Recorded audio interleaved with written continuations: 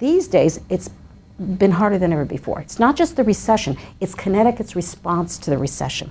There is a one-party rule. I once wrote an article in Balance of Power that you were very nice enough to put in your paper, and had a nice seesawing guy that was a great caricature on there. It really spoke to it, but it's gotten worse because the leadership here truly is a one-man show. The House and Senate are completely one party, but worse off, I think this particular leadership even is tough as nails with his own side, making it distressful, I think, for a lot of them. They can't go off on their own and say, well, maybe this doesn't make sense. So when we were in deep recession, and I kept talking about it, and Denise Merrill, who is now Secretary of the State, was chair of the Appropriations Committee. I happened to be on there at the time. And I kept saying, you know, this is really going to be bad, and it's deep, because I work in finance. I have a chief economist that is nationally renowned. He and I talk every single day. We knew what was coming. It was not going to be short-lived. And she said, oh, it's a two-month blip. This is November 2008. Man, I said, who do we have here on these committees? They don't understand anything about budgets, finance. Democrats had, when I first started, really great people on those committees. I mean, really good. They were in banking, they understood all of this, but they all went away. And the dynamics changed, the type of representatives have changed. They come at it from different types of professions. And so I'm very worried, because Connecticut is in serious financial condition. Well, the Democrats and Malloy specifically missed the boat when they didn't accept our 2011 alternative budget. It was one of the first times, and I was involved in convincing our caucus, because people were divided. Do you respond with a plan of your own, or do you just sit back and pick at it and say, no, bad? Okay, which way? Because we don't have the votes to change it anyway. I was one of the strongest voices that says, we bring a plan.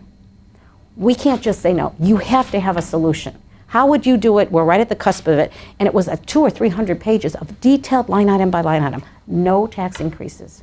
Some consolidations. It was like 2,200 people layoff out of 57,000 employees. Come on, okay? Even attrition would help to account for that. And this is what you need to do to the healthcare plan, the pension plan, et cetera, all of these things. And Malloy at that time was feeling pretty heady that he was new, and it was my way. We're going on a different path. And I would say that the path, you know, has led off of a financial cliff, essentially. But that shutting the door attitude, that not at least listening and including that, is a style of leadership that Connecticut can no longer afford. So 2013, there was a little bit more in some deficit mitigation moments, because after the 77 new taxes, they're still at deficit. Why? Well, because they're spending 16% more in the 4 years, and revenue streams are not coming in to make up for it. So again, you're out of balance. And they increasingly took things off of the balance sheet so that they wouldn't be below the cap. And they included things to make it look like we were balanced, like borrowing from next year's revenue stream. All you're doing is creating a nightmare. It's all going to come to a head. And that term, you know, pushing that can down the road, is very clearly what's been going on, and it's the public is starting to get it more increasingly. Employees in Connecticut are 50 out of 50 in how much they contribute to their own pensions. We're talking about not millions here, because just tinkering around the edges saves like 700 million. We're talking billions here. Billions that can be used for tax relief, billions that can be used for transportation infrastructure and the bridges that we have going on there. But there's more that can be done. Some of the things that, by the way, you know, you retire not at 52 or 55, you should be retiring at 65 or even 68. And the older I get, the longer the older I want it to be, personally, if you're healthy enough. Connecticut's UConn's health center, called Dempsey Hospital, every employee is an employee of the state with all the benefits I just talked about. When they tried to merge, because it was losing money up to the tune of $22 million a year, to merge them with St. Francis Hospital or Hartford, they sat down, they looked at the salaries, and it was double. Everything was double. They said, we can't accept Dempsey because we go broke.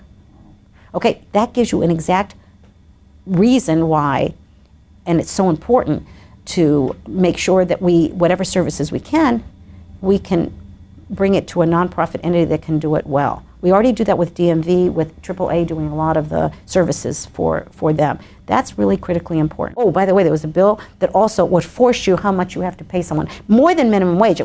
Minimum wage was another discussion that we could have. This was actually telling a business how much minimally they could pay each employee. I'm not joking. This is real proposals that we defeated, but that keep coming back. When I was board chair in Wilton, the only real say I had was negotiating the superintendent's salary on behalf of the board. He and I, one-on-one, you can give him 1 year, 2 year, 3, what have you, all the aspects of it. But we also negotiated, teacher salaries and other benefits as well, but there's a lot of workplace issues there. And I got what I would call my PhD in labor relations doing that. We had 4 different unions, and it was led by attorneys until I learned so much that I was actually able to be proactive. And we did some remarkable things. 8-hour teacher day, merit pay for principals, things they never would have done. 2% increases instead of 8 and 12 in those days, years ago.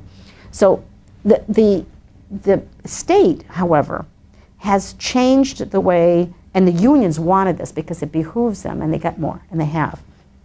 Taken all of the bargaining away from colleges, from departments, from Norwell Community College, from WestCon, and brought it all into one place, and that's the governor's office and his office of budget. They are the only ones that negotiate on behalf of the entire 50,000 employees. What that does is it increases costs, quite frankly, because when you get it local, first of all, it gives more power to the presidents. They can actually bargain with their employees and say, well, this is the salary. That's the biggest thing. It would be like taking all of your power to talk about what you're going to do budget-wise and giving it to an organization called every newspaper in the entire state of Connecticut, and they bargain for every single newspaper, every employee. It's like taking all of our school boards and completely taking them out of negotiating locally. Only one entity for every single school in Connecticut would bargain with, say, the Commissioner of Education, and he determines, and his staff determines how much everyone gets paid. This is wrong-minded, I believe, and I think we should decentralize it, bring it back to the level. They should not only negotiate benefits and salaries, they should negotiate what the tuition should be at that school, because then they can respond directly to the community, the region, this is Tony's big idea, and I'm going to try to push as hard as I can on this concept. It's going to be very hard. You have to have an administration willing to listen to this and willing to give up some of their power. And the unions will fight it tooth and nail because they've gotten so much more, and they've locked in this stuff so much more. But tuition increases are too high now in Connecticut, along with everything else. Some of the highest in the country for the type of school they are. But you need to respond to the students and the people in your region, to the faculty and the people that you employ. It shouldn't be the same as Northeast Connecticut in Putnam as it may be down in Greenwich, necessarily.